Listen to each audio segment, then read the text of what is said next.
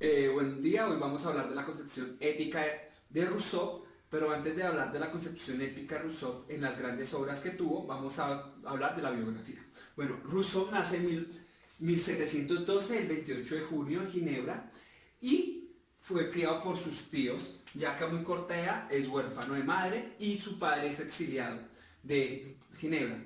Bueno, es educado en casa. En ese momento llega a leer grandes autores, como uno de ellos es Plutarco, el cual lo marca en su concepción ética. En su juventud viaja por Europa y en 1754 regresa a Ginebra para comenzar a escribir sus libros.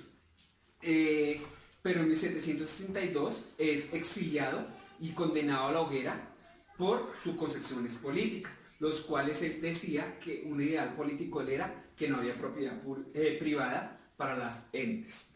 Ya en 1765 su gran amigo Home lo invita a Inglaterra para que se quede ahí con él, pero en 1770 viaja a Francia, en el cual igual no es bienvenido, ya que es perseguido, un perseguido político. Pero en 1770 le dan la concepción para que pueda habitar en Francia, pero bajo la condición de que no pueda volver a escribir. En 1778 es invitado por su gran amigo el marqués al frente al castillo Hermitage, en el cual muere. Bueno, una de sus grandes obras literarias es Emilio, en la cual nos toca el tema de la educación. Bueno, para Emilio es una persona imaginaria que él crea, ya que él dice que de esa manera se puede educar a una persona. Emilio tiene la educación, la ve en distintas etapas, en 4 grandes etapas, según sus edades. Bueno, Rousseau nos dice que para educar a una persona tenemos que darle que no hay una desigualdad política y ni tampoco una propiedad privada, que eran sus ideales en sí. Bueno, una de sus grandes ideas y un fin educativo para él era que la educación era individualizada y sino también social. ¿A qué nos referimos a eso? Que en su tiempo él decía que no tendría que presentarse una desigualdad social ni una propiedad privada. Tocando este tema, los ideales políticos para él era una voluntad general. ¿A qué nos referimos a esa voluntad general? Él decía que para un bien general de todos no se necesitaba, se necesitaba una democracia, pero no se necesitaba hablar para llegar a un fin. ¿A qué nos referimos? Que no se tenía que llegar a un consorcio para todos poder llegar a votar por la misma persona o cambiar el ideal a otras personas. Bueno, nos tocaba grandes temas como era una formación social y que la persona siempre tendría que ser natural. ¿A qué nos referimos? Que el ser humano es bueno por la naturaleza, pero nosotros mismos lo corrompemos. Tocaba 3 grandes centros, los cuales decía que a nivel de la educación, que el niño tendría que ser el centro de la educación, que tendríamos que enseñarle el valor del aprendizaje, pero que él mismo tendría que querer aprender y que el niño tendría que decidir que quería aprender. También tenemos que hablar que cuando él comienza a sus grandes ideales políticos surge la concepción de educación negativa. Surge el concepto de educación negativa. ¿Esto qué es? Proteger al niño de los vicios y darles la disposición de la verdad, que él siga la verdad. Bueno, Rousseau quería que el cambio de la verdad para que no se presentara lo que venimos tocando, la desigualdad política, la desigualdad social. También decía que era importante suministrar la preparación del individuo, no solo como el fin, sino también cómo se puede llegar al fin. Bueno, iniciaremos con una frase muy conocida por todos de Rousseau: el hombre nace bueno, pero la sociedad lo corrompe. ¿Qué nos quiere decir Rousseau con esta frase? nosotros nacemos y tenemos un estado natural puro, somos buenos por naturaleza, nacemos buenos. El momento, somos buenos previo a la civilización. Al momento de llegar a este contacto con las personas, con la sociedad, allí es que nos corrompemos. ¿Y cómo nos corrompemos? Rousseau dice que nos corrompemos por medio de la división del trabajo y por la propiedad privada. ¿Qué pasa en la propiedad privada y en la división del trabajo? Comienza esa desigualdad que se da entre ricos y pobres, el abuso que le dan los ricos a la gente pobre. Para ello, él nos habla del contrato social. En el contrato social, Rousseau nos propone un pacto que es necesario para eliminar esta propiedad privada, para eliminar esta desigualdad que se da gracias a ella. La idea es permitir una instauración de un Estado justo, pues eliminando dicha desigualdad y debe consolidar y construir una unión de todas las personas para que se forme una sociedad civil justa, pero sin olvidarse de la libertad que tenemos. Para Rousseau es muy importante la libertad.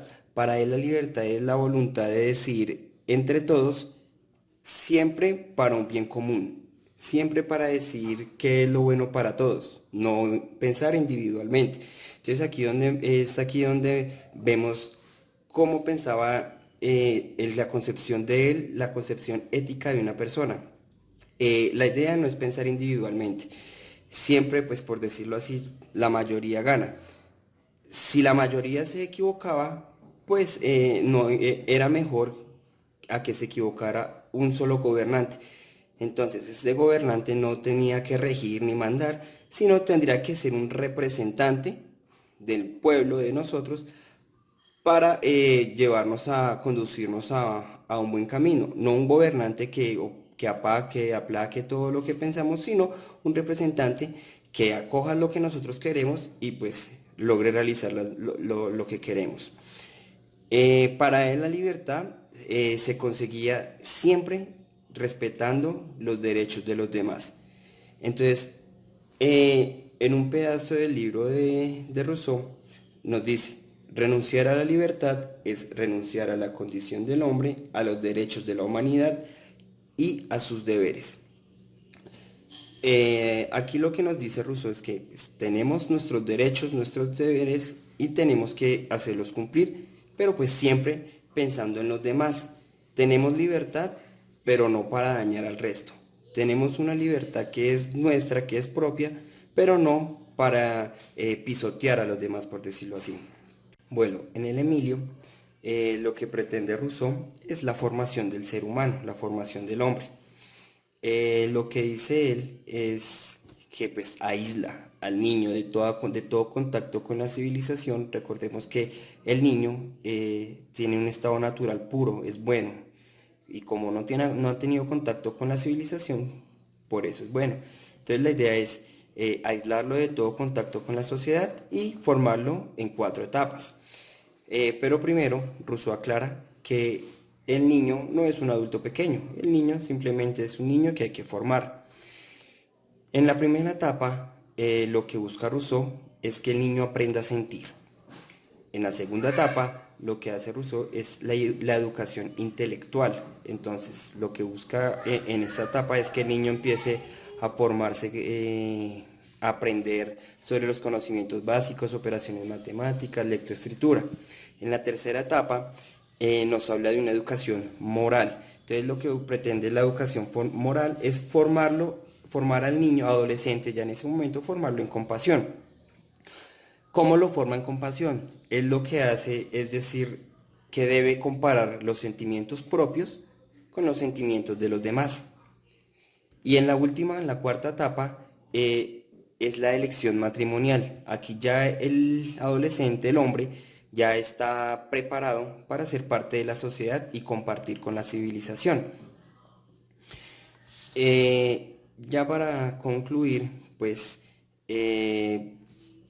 la idea de Rousseau es muy interesante, a pesar de que él no, como se dice coloquialmente, predica pero no aplica, era muy iluminado aquí en pensamiento, pero pues al momento de llevarlo a la práctica pues era como una persona, o sea, muy mala, entre comillas, pongámoslo así, pues porque dejó a sus hijos abandonados pues por seguir sus pensamientos, para seguir escribiendo, entonces no practicaba lo que él decía.